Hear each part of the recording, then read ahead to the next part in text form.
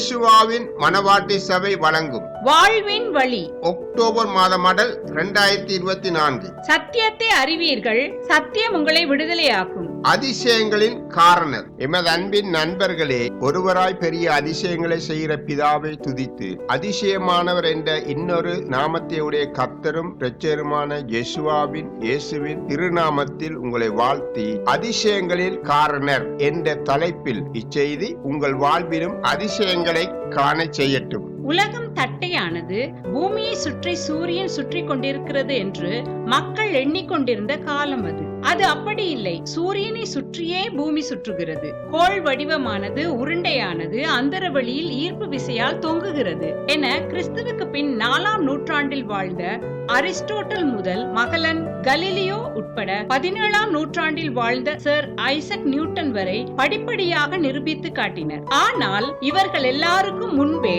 சுமார் கிறிஸ்துவுக்கு முன் 2200 ஆண்டுகளுக்கு முன்பு தற்போதுள்ள சீரியா ஓத்ஸ் தேசத்திலே வாழ்ந்த யோபுவின் சரித்திரத்தில் யோபு 26:7 அவர் உத்தர மண்டலத்தை வெட்ட வழியிலே விரித்து பூமியை அந்தரத்தில் தொங்க வைக்கிறார் என்றும், கிறிஸ்துவுக்கு முன் 745 வாழ்ந்த ஏசாயா தீர்க்கதரிசி ஏசாயா 40:22 அவர் பூமியின் உருண்டையின் மேல் வீற்றிருக்கிறவர், அதன் குடிகள் வெட்டுக்கிளிகளை போல் இருக்கிறார்கள் என்றும் எழுதியிருப்பவைகளை பரிசுத்த வேதாகமத்தில் வாசிக்கிறோம். உலக அதிசயங்களில் ஒன்றான சாய்ந்த கோபுரத்தை பார்த்து வியக்கும் கண்கள் பூமி உருண்டையின் மேற்பரப்பில் சுமார் 8 பில்லியன் மக்களோடு மற்ற ஜீவராசிகளை சுமந்து கொண்டு வெட்ட வழியில் அந்தரத்தில் தொங்கிக் கொண்டிருக்கிற மாபெரும் அதிசயத்தை பார்க்க வேண்டுமே. இவ் அதிசயத்தை செய்தவர் யார்? அதிசயங்களின் காரணகர்த்தா அல்லது அதிசயங்களின் இருப்பிடமான பரிசுத்த கர்த்தரே என்பதில் எள்ளளவும் சந்தேகமே இல்லை. பூமி உண்டாக்கப்பட்ட நாளிலிருந்து அது தன் பாதையில் சீராக ஓடிக்கொண்டிருக்கிறது. பல கோடி நட்சத்திரங்களையும்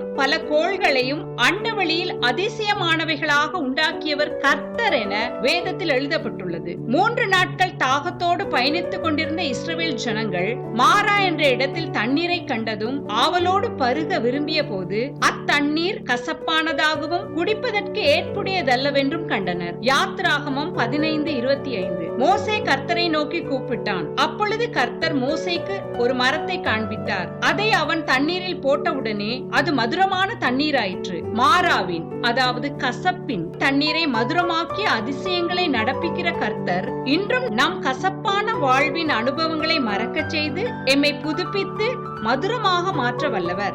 கிமு 900 ஆண்டளவில் வாழ்ந்த தீர்க்கதரிசி எலிசா கர்த்தரின் வார்த்தைகளை பெற்று தன் தேசத்து ராஜாவுக்கு எதிரிகளின் தாக்குதலை முறியடிக்க உதவியாய் இருந்ததினால் ஒருமுறை சீரியரின் பலத்த இராணுவம் எலிசாவை பிடிக்க பட்டணத்தை முற்றுகையிட்டது. இதை கண்ட எலிசாவின் வேலைக்காரன் மிகவும் பயந்தான். ஆனால் தான் சேவிக்கும் கர்த்தர் பல அதிசயங்களை நடப்பித்து பாதுகாக்கிறவர் என்று அறிந்தவராய் இருந்ததால் எலிசா தன் வேலைக்காரனிடம் 2 ராஜாக்கள் 6:16-17 பயப்படாதே, அவனோடு இருக்கிறவர்களை பார்க்கலும் நம்மோடு இருக்கிறவர் அதிகம் என்றான். அப்பொழுது எலிசா விண்ணப்பம் பண்ணி, கர்த்தாவே, இவன் பார்க்கும்படி இவன் கண்களை திறந்தலும் என்றான். உடனே கர்த்தர் அந்த வேலைக்காரன் கண்களை திறந்தார். இதோ எலிசாவை சுற்றிலும் அக்கினிமயமான குதிரைகளாலும் ரதங்களாலும் அந்த மலை நிறைந்திருக்கிறதை அவன் கண்டான். இன்னும் எலிசா மூலம் பற்பல அதிசயமான செயல்களை தேவன் செய்திருக்கிறார்.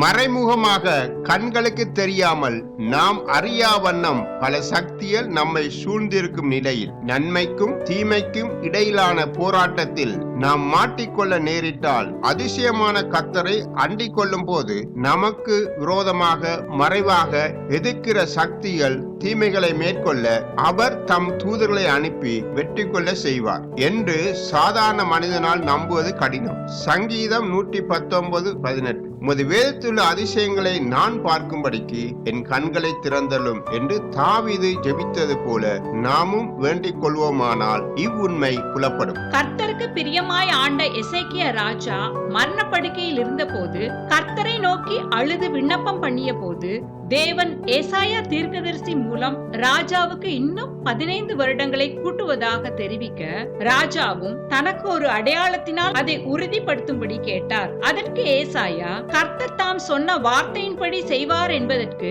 கர்த்தரால் உனக்கு உண்டாகும் அடையாளமாக சாயை 10 பாகை முன்னிட்டு போக வேண்டுமோ 10 பாகை பின்னிட்டு திரும்ப வேண்டுமோ என்று கேட்டார். 2 ராஜாக்கள் 20:10-11. அதற்கு எசேக்கியா, சாயை 10 பாகை முன்னிட்டு போகிறது லேசான காரியம், அப்படி வேண்டாம், சாயை 10 பாகை பின்னிட்டு திரும்ப வேண்டும் என்றான். அப்பொழுது ஏசாயா தீர்க்கதரிசி கர்த்தரை நோக்கி கூப்பிடுகையில், அவர் ஆகாசனுடைய சூரிய கடிகாரத்தில் பாகைக்கு பாகை முன்போன சாயை 10 பாகை பின்னிட்டு திரும்பும்படி செய்தார். கர்த்தர் ஆராய்ந்து முடியாத பெரிய காரியங்களையும் எண்ணி முடியாத அதிசயங்களையும் செய்கிறவர் என்பதை ராஜா அறிந்து கொண்டான். நாமும் முழு உள்ளத்தோடு அவரை தேடினால் அவர் நம் வாழ்விலும் அதிசயங்களை செய்வார். எமக்கன்பானவர்களே, இதுவரை வியக்க வைக்கும் எல்லாமே ஏற்கனவே கர்த்தரால் படைக்கப்பட்டவைகள். அவைகளையே மனிதன் அறிவு பெருக பெருக ஒவ்வொன்றாய் கண்டுபிடித்தான். ஏற்கனவே காணப்படுகிற மூலக்கூறுகளை கொண்டு பலவற்றை உருவாக்குகிறான். பெரும்பாலும் மனிதனால்